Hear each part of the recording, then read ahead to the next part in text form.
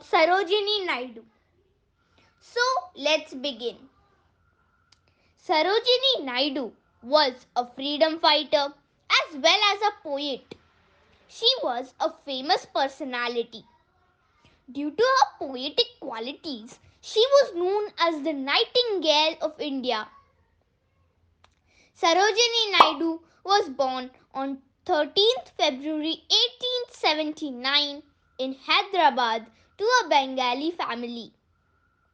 She is known for being a well-known poet, social activist, freedom fighter, and a good administrator. After completing her matriculation, she moved to London to pursue her higher studies.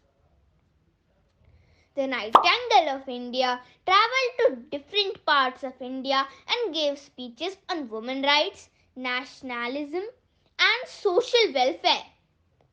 One of the many awards that Sarojini Naidu won was Kaisar-e-Hind Medal, which was given to her by the British government after her excellent help in eradicating the epidemic plague in India.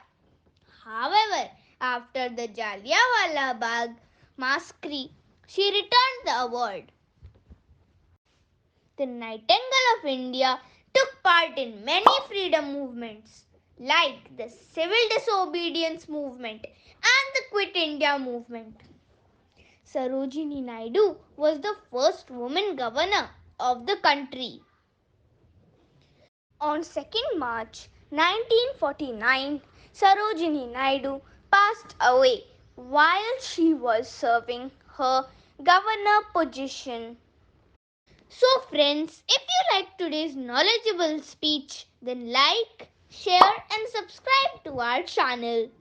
Don't forget to click on the bell icon so that you will be the first one to get our newest videos.